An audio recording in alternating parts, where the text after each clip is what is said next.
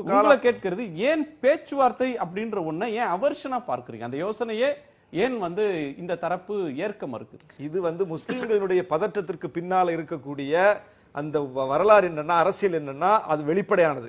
நீங்க பாபர் மசூதி லேண்ட் அப்படிங்கிறது, அதுல இன்னைக்கு உரிமை கொண்டாடக்கூடிய இந்த ராமர் கோயில் தரப்பு என்பது வெறும் ராமர் கோயிலோட நிறுத்திவிடக்கூடிய அஜெண்டா இல்ல. அதுதான் அதுக்கு பின்னாடி இருக்க. ஏன்னா அவர்கள் முன்வைக்கக்கூடிய அரசியல் என்பது நாடு முழுவதும் இந்துக்களினுடைய நாடு, இது இந்துக்களினுடைய வழிபாட்டு தலங்கள் முற்றாக அழிக்கப்பட்டு அங்கே முஸ்லிம்களுடைய வழிபாட்டு தலங்கள் உருவாக்கப்பட்டிருக்குங்கிறத கோட்பாடா வச்சிருக்காங்க.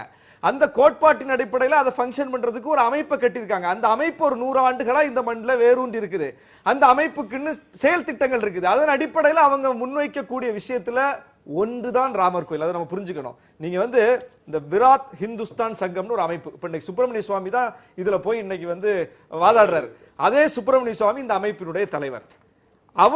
அவங்களுடைய பேஜ்ல, வெப்சைட்ல ஒரு பெரிய நீண்ட ஆவணத்தை வெளியிட்டு இருக்காங்க. அந்த ஆவணம் என்ன சொல்லுதுன்னா, கிட்டத்தட்ட இந்தியா முழுவதும் ஆயிரக்கணக்கான பள்ளிவாசல்கள் இப்படி ராம ஜென்ம பூமி போல இடிக்கப்பட்டு கட்டப்பட்டிருக்கிறது. அதை அத்தனையும் மீட்பதுதான் எங்களுடைய வேலை திட்டம்னு அறிவிக்கிறாங்க வெளிப்படையா. 300 பள்ளிவாசல் உத்தரப்பிரதேசத்துல மட்டும் அவங்களுடைய பட்டியல இருக்கு. எந்தெந்த பள்ளிவாசல் எந்தெந்த இடத்துல இருக்கு எல்லாமே லிஸ்ட் இருக்கு அவங்கள்ட்ட. தமிழ்நாட்டிலே ஒரு 175 பள்ளிவாசல போட்டிருக்காங்க. அப்ப கிட்டத்தட்ட ஒரு 3000க்கும் மேற்பட்ட பள்ளிவாசலை பட்டியல் எடுத்து சுப்பிரமணிய சுவாமி தலைவராக கொண்ட அமைப்பு அறிவித்திருக்கிறது. இதை எழுதி கொடுத்தது யாருன்னா, இந்த பட்டியலை எடுத்து கொடுத்தது யாருன்னா, சீதாராம் கோயல்னு RSS ஒரு முக்கியமான தலகர்த்தர் எடுத்து கொடுத்த ஒரு அஜெண்டா இன்னைக்கு வேலை செய்யுது. அப்போ முஸ்லிம்கள் இன்னைக்கு ராமர் கோயில் சரி ஏதோ பிரச்சனை முடியட்டும்னு விட்டுட்டு போனா, அதை விட்டுட்டு போகக்கூடிய இடத்துல அவங்க இல்லங்கிறது அங்க விஷயம். அவங்க அடுத்தது 3000 பள்ளிவாசல் லிஸ்டோட வர்றாங்க.